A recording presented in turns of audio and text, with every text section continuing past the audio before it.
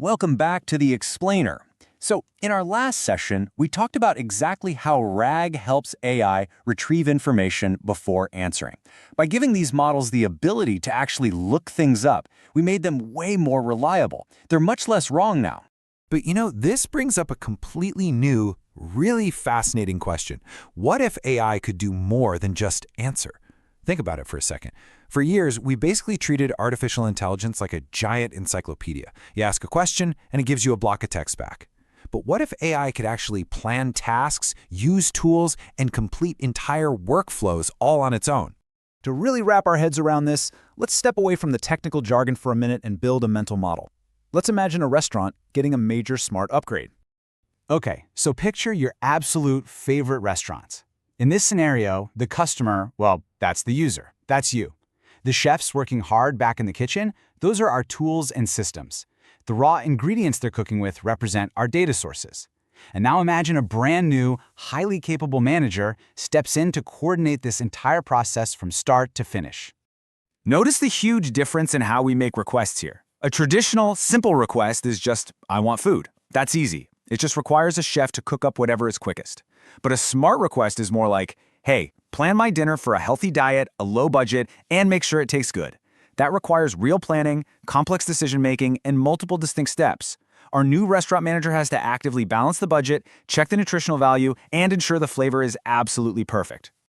So, now that we can picture how a manager coordinates all these moving parts instead of just reacting to a basic order, let's reveal what this manager actually represents in the real world of technology.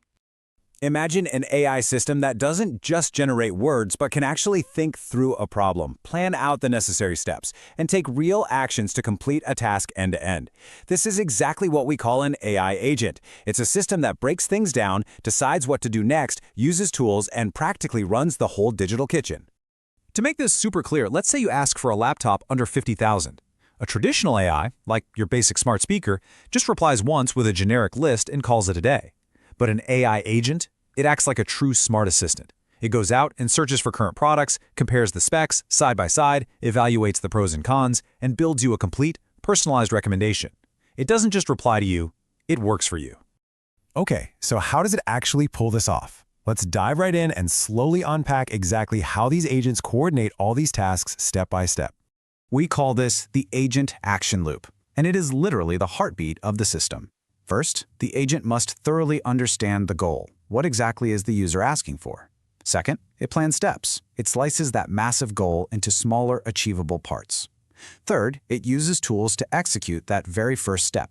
Fourth, it observes the results, looking really closely at the data that just came back. And fifth, it decides the next step. Should it use another tool, or is it ready to give the final answer? And it just keeps looping like this until the job is completely done. Now, you might naturally be wondering, right about now, how does the AI actually know which step to do first?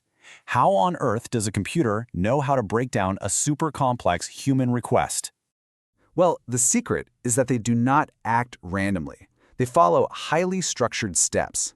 During that planning phase, the agent evaluates its available toolkit. We're talking about things like search engines, databases, APIs, and file systems. It deliberately chooses the exact right tool based on what information it needs first, operating on pure logic rather than just guessing. But think about this for a second. What if it chooses the wrong tool? What if a website it tries to check is down, or it gets bad data right in the middle of its loop? This is exactly where the beauty of that action loop comes in. Specifically, that observe step we talked about. Just like our restaurant manager watching a chef make a mistake and sending a dish back to the kitchen, the agent observes the result, checks the data, and loops back to adjust. If it realizes a recipe plan is way too high in calories, it adjusts the portions to ensure balance before finalizing the plan. It course corrects completely on its own. Understanding the sheer magnitude of this technological shift is absolutely crucial for us right now. This is, without a doubt, the most profound transformation happening in artificial intelligence today. We are moving entirely from passive answering to active execution. We are shifting from just answering to actually doing. It is literally the difference between asking someone for a recipe and having them cook the entire meal for you. And hey, this isn't science fiction anymore.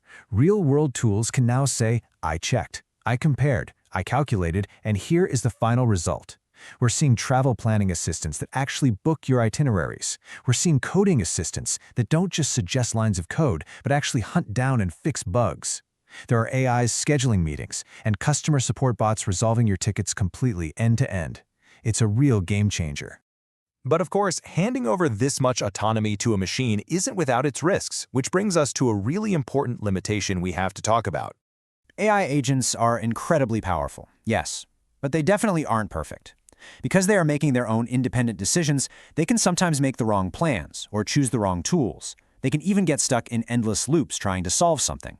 And because of this, they desperately require strict guardrails and boundaries to keep them on track. Which leaves us with a fascinating bit of suspense for our next explainer. If AI agents can use tools to complete these complex tasks, how do they actually connect to systems like Google Drive, GitHub, or private databases in a standard, secure way? Think about it. If every single agent connects differently, it would be absolute chaos. So how do we safely standardize this without breaking everything? Well, we are going to unpack exactly how that works when we explore the Model Context Protocol next time. Until then, keep wondering what your AI can do for you.